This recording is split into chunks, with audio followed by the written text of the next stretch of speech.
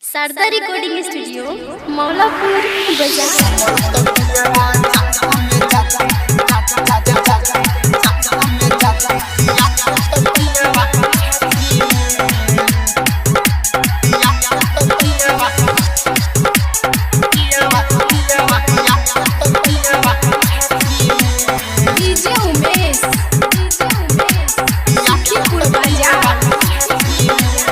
निंदिना बेला आँखी में पिया बिना जबरहती में।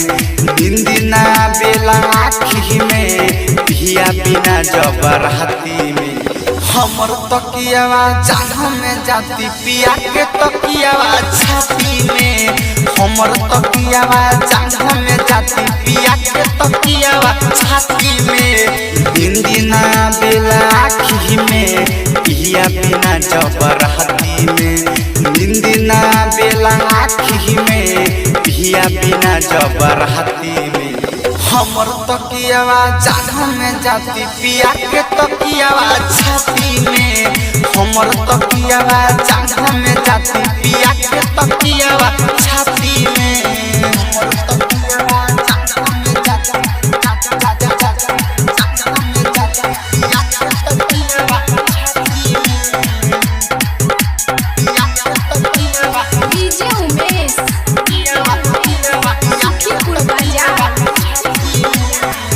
जहिया से छोड़ के पियावा कहिले परदेश में।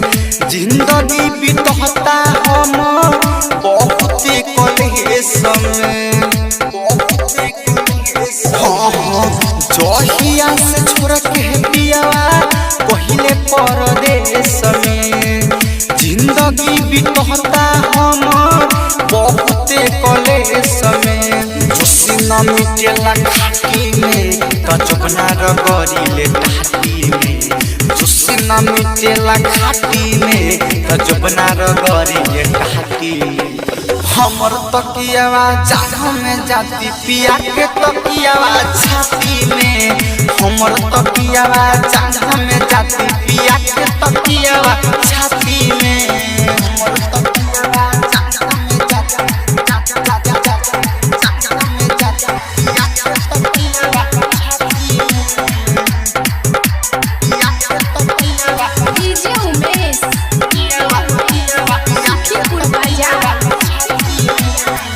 राइटर निसार राकेश बोरी बोरुआवता। पियावा बेदर्दी रामू रहजा नहियावता। सुनना राइटर निसार राकेश बोरी बोरुआवता। पियावा बेदर्दा रामू रहजा नहियावता। खेला न चुमा चाटी में तो उठ दबा बिले दाती में। वो खेला न चुमा चाटी में तो उठ दबा बिले दाती में। हमर तकियावा जान में जाती पिया के तकियावा छाती में। हमर तकियावा जान में जाती पिया के तकियावा छाती में। निंदिना बेला आँखी में पिया बिना जबरहती में। निंदिना बेला आँखी में पिया बिना जबरहती में। हमर तकियावा जान में जाती पिया के तकियावा छाती में।